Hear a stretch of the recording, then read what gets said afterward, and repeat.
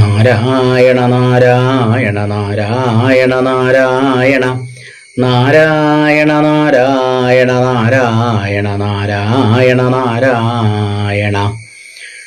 അമ്മേ നാരായണ, ദേവി നാരായണ, ലക്ഷ്മി നാരായണ, ഭദ്രേ നാരായണ. അമ്മേ നാരായണ, ദേവി നാരായണ, ലക്ഷ്മി നാരായണ, ഭദ്രേ നാരായണ. അമ്മേ നാരായണ, ദേവി നാരായണ, ലക്ഷ്മി നാരായണ, ഭദ്രേ നാരായണ. അഗജാനന പദ്മാർക്കം ഗജാനനമഹർനിശം അനേകദം തം ഭക്താനാം ഏകദന്തമുപാസ്മഹേ. ദോർഭിര്യുക്താ ചതുർഭിഃ സ്ഫടികമണിമയീമക്ഷമാലാം ദധാന ഹസ്തേനൈകേന പദ്മം സിതമപി ച ശുകം പുസ്തകം ചാപരേണ.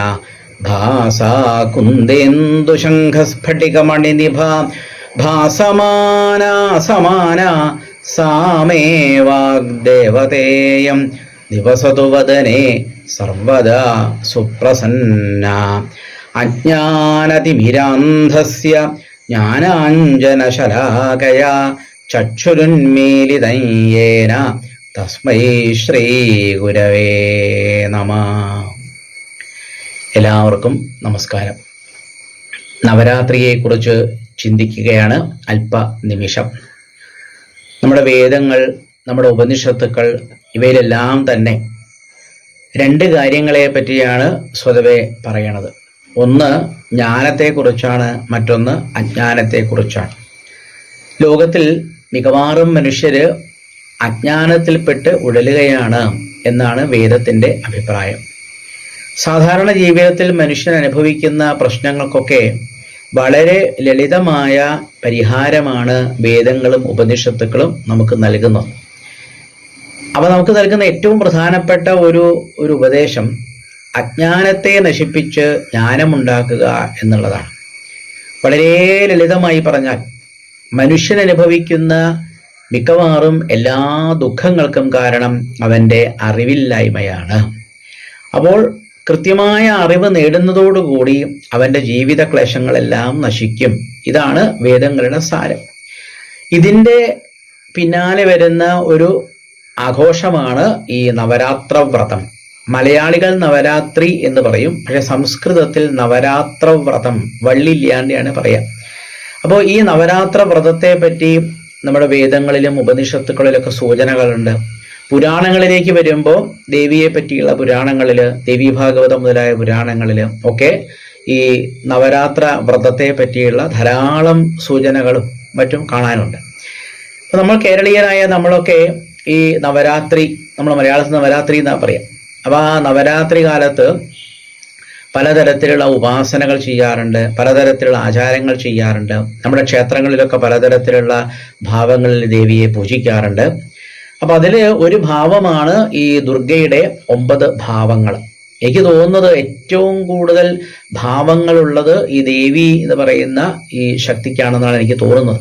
കാരണം 10,000 ലക്ഷമല്ല, കോടിയല്ല, എത്രയാണെന്ന് എണ്ണിക്കണക്കാക്കാൻ കഴിയാത്ത അത്രയേറെ ഭാവങ്ങളുള്ള ഒരു സങ്കല്പമാണ് ദേവീ സങ്കല്പം എന്ന് പറയുന്നത്. അപ്പം ആ ദേവീ സങ്കല്പത്തിലെ നിരവധി ഭാവങ്ങളിൽ വളരെ പ്രധാനപ്പെട്ട ഒരു 9 ഭാവങ്ങൾക്കാണ് ഈ ദുർഗയുടെ 9 ഭാവങ്ങൾ അല്ലെങ്കിൽ നവഭാവങ്ങൾ എന്ന് പറയാം. അപ്പോൾ ഈ നവരാത്രി ദിവസം ഓരോരോ ദിവസവും നമ്മൾ ഓരോ ഭാവത്തിലുള്ള ദേവിയാണ് പൂജിക്കുക. അതിൽ 3-ാമത്തെ ദിവസം ചന്ദ്രഖണ്ഡ എന്ന് പറയുന്ന ഒരു ദേവിയാണ് സാധാരണ ധ്യാനിക്കുക പതിവ്. അപ്പൊ ചന്ദ്രഖണ്ഡ എന്ന് പറയുന്ന ആ ദേവിയെ ധ്യാനിക്കുന്നതോടുകൂടി തന്നെ ഞാൻ നേരത്തെ സൂചിപ്പിച്ച മനസ്സിലുള്ള എല്ലാ തരത്തിലുള്ള അറിവില്ലായ്മകളും ഇല്ലാതെയായി തീരും എന്നുള്ളതാണ് എൻ്റെ ഏറ്റവും പ്രധാനപ്പെട്ട ഒരു കാര്യം. അപ്പോൾ നേരത്തെ പറഞ്ഞല്ലോ, മനുഷ്യൻ അനുഭവിക്കുന്ന രോഗങ്ങള്, പലതരത്തിലുള്ള ക്ലേശങ്ങള്, ശാരീരികമായ പലതരത്തിലുള്ള വിഷമങ്ങള്, അതല്ലെങ്കിൽ ജീവിതത്തിലുണ്ടാകുന്ന പ്രതിസന്ധികള്, ഇതിനൊക്കെ ഉള്ള ഏറ്റവും പ്രധാനപ്പെട്ട കാരണം വേദങ്ങൾ ഉപനിഷത്തൊക്കെ പറയുന്നത് അറിവില്ലായ്മയാണ് എന്നാണ്. അപ്പോൾ ഈ ചന്ദ്രഖണ്ഡ എന്ന് പറയുന്ന ഈ ദേവി ശരിക്കും നമ്മുടെ മനസ്സുമായിട്ട് ബന്ധപ്പെട്ടിരിക്കുകയാണ്. നമ്മളുടെ മനസ്സിനെ പലപ്പോഴും നമുക്ക് വേണ്ടതുപോലെ ഒന്ന് പരിശീലിപ്പിക്കാൻ പോലും സാധിക്കാറില്ല എന്നുള്ളതാണ് വാസ്തവം. അപ്പൊ ചന്ദ്രഘണ്ഠ എന്ന് പറയുന്ന ആ ദേവിയുടെ നിറം തന്നെ നല്ല എന്താ പറയുക, സ്വർണ്ണ നിറമാണ് എന്നാണ് വർണ്ണിക്കുന്നത്. അപ്പൊ സ്വർണ്ണ നിറത്തിലുള്ള ആ ദേവിയെ നമ്മൾ ധ്യാനിക്കുന്നതോടുകൂടി, വേണ്ടതുപോലെ ധ്യാനിക്കുന്നതോടുകൂടി നമ്മളുടെ മനസ്സ് പരിപക്വമായി തീരുന്നു. ഒരു പഴം പരിപക്വമായി തീരുക എന്ന് പറഞ്ഞാൽ എന്താ അർത്ഥം? ഒരു പഴം പച്ച നിറത്തിലാവുമ്പോൾ നമ്മളത് എടുക്കാറില്ല. അത് നല്ലതുപോലെ പാകം വന്ന അതിന് നിറം തന്നെ മാറും, അല്ലെ? ഒരു മഞ്ഞ നിറം വരും, അഥവാ ഒരു സ്വർണ്ണ നിറം വരും. അങ്ങനെ ഏറ്റവും മൂത്ത് പഴുത്ത ഒരു പഴമാണ് നമ്മൾ സാധാരണ നമ്മുടെ ആഹാരമായിട്ടോ അല്ലെങ്കിൽ നിവേദ്യത്തിനൊക്കെ ഉപയോഗിക്കുന്നത്. അപ്പോൾ ഇതേപോലെ നമ്മളുടെ മനസ്സിന് എന്ത് വേണം? വേണ്ടതുപോലെ മനസ്സിന് പാകത വരണം. ആ മനസ്സിന് പാകത വരാത്തത് കൊണ്ടാണ് നമുക്ക് ജീവിതത്തിൽ എല്ലാ ക്ലേശങ്ങളും ഉണ്ടാവുന്നത്. ഇപ്പൊ 2025 ഇപ്പൊ നമ്മളൊക്കെ ജീവിച്ചിരിക്കണത്, അല്ലേ? അപ്പൊ അതുകൊണ്ട് ഈ ചന്ദ്രഘണ്ഠ എന്ന് പറയുന്ന ഈ ദേവിയെ ആരാണോ ധ്യാനിക്കുന്നത്, ആരാണോ ഉപാസിക്കുന്നത്, അവർക്ക് ആ മനസ്സ് നിർമ്മലമായി തീരും. മനുഷ്യന്റെ മനസ്സിൽ കാമം, ക്രോധം, ലോഭം, മോഹം, മതം, മത്സരം, ഈർഷ്യ, അസൂയ എന്ന് പറഞ്ഞ പലതരത്തിലുള്ള ആവശ്യമില്ലാത്ത സാധനങ്ങളാണ്.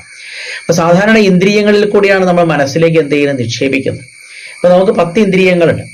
ഈ 10 ഇന്ദ്രിയങ്ങളിൽ കൂടെ നമ്മൾ മനസ്സിലേക്ക് എന്തെങ്കിലും ഇടുമ്പോൾ നമ്മൾ വളരെ ശ്രദ്ധിക്കണം. അതാണ് ദേവിക്ക് 10 കൈകളുണ്ടെന്നാ പറയുക. ഈ ചന്ദ്രഘണ്ഠ എന്ന് പറയുന്ന ദേവിക്ക് 10 കൈകളുള്ളതായിട്ട് പറയാറ്. ആ 10 കൈകളിലെ ദേവി ഒരു കൈയിൽ താമരപ്പൂ ഇരിക്കുന്നു, ഒരു കൈയിൽ അമ്പും വില്ലും ധരിക്കുന്നുണ്ട്, അതായത് 2 കൈകളിൽ അമ്പും വില്ലും ധരിക്കുന്നുണ്ട്, വേറൊരു കൈയിൽ കമണ്ടലും ധരിക്കുന്നുണ്ട്. അപ്പൊ ദേവിയെ നമ്മൾ ധ്യാനിക്കുക തന്നെ വേണം. ഒരു കൃത്യമായ സമയത്ത്, ഇപ്പൊ നേരത്തെ പറഞ്ഞോ, നവരാത്രിയിലെ 3-ാമത്തെ ദിവസമാണ് ഈ ദേവിയെ ധ്യാനിക്കുക. 8 മണിക്കൂറും 16 മണിക്കൂറും അതിൽ കൂടുതലൊക്കെ ഈ ദേവിയെ ധ്യാനിക്കുന്നവര് ഇപ്പോഴും നമ്മുടെ ഭാരതത്തിൽ ജീവിച്ചിരിക്കുന്നുണ്ട്. അപ്പൊ നമുക്ക് അത്രയൊന്നും സമയമില്ലെങ്കിൽ നമുക്ക് എന്ത് ചെയ്യാം? ഒരു 10 മിനിറ്റ് സമയമെങ്കിലും നമ്മൾ എന്ത് ചെയ്യുക? ആ ദേവിയെ ധ്യാനിക്കുക. ആ ദേവിയുടെ കയ്യിലുള്ള ഈ പലതരത്തിലുള്ള ഭൂഷണങ്ങളെ പറ്റി നേരത്തെ പറഞ്ഞു. അപ്പൊ ദേവിയുടെ കയ്യിൽ ഒരു കയ്യിൽ ജ്ഞാനമുദ്രയാണ്. ആ ജ്ഞാനമുദ്രയോടുകൂടി ദേവിയുടെ കയ്യെ ധ്യാനിക്കുമ്പോൾ നമുക്ക് ശരിയായ ജ്ഞാനമുണ്ടാകുന്നു. അഭയമുദ്രയോട് കൂടിയിരിക്കുന്ന ദേവിയുടെ കയ്യ്, ഈ ചന്ദ്രഘണ്ഠ എന്ന ദേവിയുടെ ആ കയ്യ് ധ്യാനിക്കുമ്പോൾ നമുക്ക് ഭക്തന്മാർക്ക് ഒരു തരത്തിലും ജീവിതത്തിൽ ഭയമില്ലാതെ ജീവിക്കാൻ സാധിക്കുന്നു. അതുപോലെ ദേവിയുടെ കയ്യിൽ ഒരു ജപിക്കുന്ന മാലയുണ്ട്. ആ ജപിക്കുന്ന മാലയിൽ ആ മുതലുള്ള അനേകം അക്ഷരങ്ങളാണ് അതിൽ വിന്യസിച്ചിരിക്കുന്നത്. ഇപ്പൊ ദേവിയുടെ ആ ജപമാല നമ്മൾ നല്ലതുപോലെ ഇരുന്ന് ധ്യാനിച്ചാൽ നമുക്ക് അക്ഷരങ്ങളിൽ നിന്ന് വരുന്ന പ്രയാസങ്ങളൊക്കെ ഇല്ലാതെയായി തീരും. അതെന്തായാലും ഇപ്പൊ നിങ്ങൾക്ക് ശ്രോതാക്കൾക്ക് വ്യക്തമായിട്ടുണ്ടാവില്ല, എങ്കിലും ഞാൻ ചുരുക്കി പറയാം.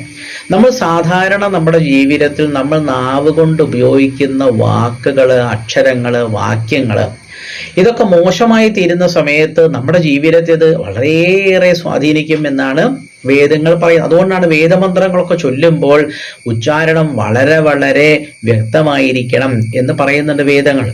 അപ്പൊ നമ്മുടെ സാധാരണ ജീവിതത്തിലും നമ്മൾ മോശമായ ഒരു വാക്ക് സംസാരിക്കുമ്പോൾ അത് നമ്മുടെ ജീവിതത്തിന്റെ താളം മുഴുവനും തെറ്റിക്കും എന്നുള്ളത് വലിയ ഒരു രഹസ്യമാണ്. ഇത്തരത്തിലുള്ള കാര്യങ്ങളൊക്കെയാണ് നമ്മൾ നവരാത്രി കാലത്ത് ചിന്തിക്കേണ്ടത്.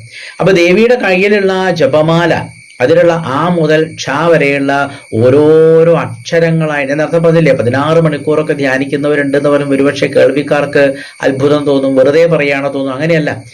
അപ്പൊ ആ അക്ഷമാലയിലുള്ള ഓരോരോ അക്ഷരങ്ങളും എത്രയോ നേരം ഇരുന്ന് ധ്യാനിക്കുന്നവരുണ്ട്. അതുപോലെ ദേവിയുടെ കയ്യിൽ ശൂലമുണ്ട്. അപ്പൊ ആ ശൂലം ധ്യാനിക്കാം.